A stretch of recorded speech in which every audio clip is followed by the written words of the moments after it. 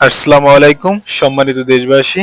আজকে আমি এই মুহূর্তে উপস্থিত আছি ঝিনাইদহ জেলার মহেশপুর থানার সেজিয়া মাধ্যমিক বিদ্যালয়ে।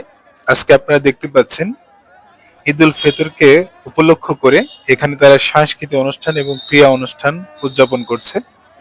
আপনারা এখন যে খেলাটি দেখতে পাচ্ছেন, এই যে বাচ্চাটি ঘুরছে, ছেলেটি 15 বার ঘোরার পরে একটা ফুটবল দিয়ে একটা গোল করতে হবে। সে যদি গোলটা করতে পারে তাহলে সে সাকসেস। এইভাবে 15 বার ঘোরার পরেও অনেক ছেলেরা মাথা ঘুরে পড়ে গেছে। এই ছেলেটি গোল করতে সক্ষম হয়েছে, সে সাকসেস হয়েছে। আবার অনেক ছেলে আছে সাকসেস হয়নি। আসলে এই খেলাটি অত্যন্ত গুরুত্বপূর্ণ একটি খেলা। খেলাটি এখানে প্রায় 15 থেকে 20 জন এই খেলায় অংশগ্রহণ করেছে, সবাই সাকসেস হয়নি। হাতে গোনা 7 থেকে 8 জন সাকসেস হয়েছে। কিন্তু এদের ভিতর যে 7 থেকে 8 জন সাকসেস হয়েছে, এদের ভিতর আবার খেলা হবে। তখন গোলকিপারটা আরো ছোট হবে, আবার খেলা হবে। এই ছোট্ট গোলকিপার দিয়ে এই 15 বার ঘোরার পরে আবার গোল করতে হবে। জিনিসটা অত্যন্ত ক্রিটিক্যাল এবং ডিফিকাল্ট। এতগুলো চড়াই উতরাই পার করে যে সাকসেস হবে তাকে মূলত পুরস্কারটি দেওয়া হবে। আসলে এই খেলাটি অত্যন্ত গুরুত্বপূর্ণ একটি খেলা। কেন গুরুত্বপূর্ণ বললাম, যে 15 পাক ঘোরার পরে আসলে এই 3 হাতের একটা গোল করাটা অত্যন্ত কষ্টসাধ্য ব্যাপার। এই ছেলেটিও সাকসেস হয়েছে, আপনারা দেখতে পেলেন।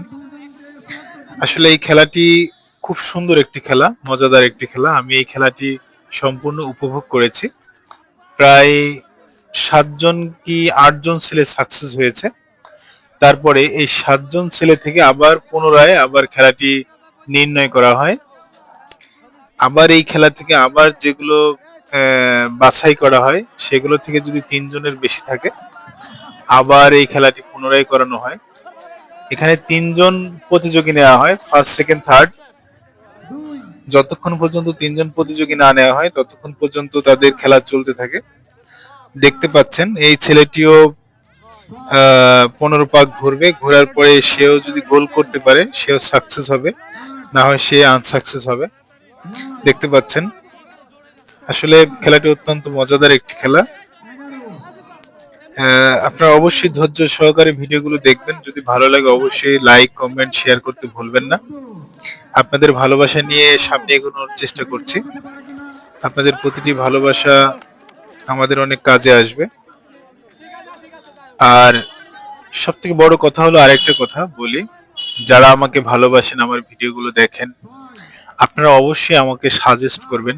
আমি যদি কোনো ভুল করে থাকি, আমার ভিডিওতে কোনো উপস্থাপনায় ভুল বা কোনো কথায় ভুল, এই বিষয়গুলো আমার যদি হয়ে থাকে অবশ্যই আপনার ডিরেকশন দেবেন।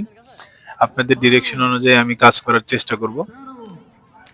কারণ যেহেতু আপনাদের ভালোবাসা নিয়ে কাজ করি, অবশ্যই আপনাদের ভালোবাসা নিয়ে কাজ করার চেষ্টা করব। দেখা হবে অন্য কোনো ভিডিওতে। আসসালামু আলাইকুম।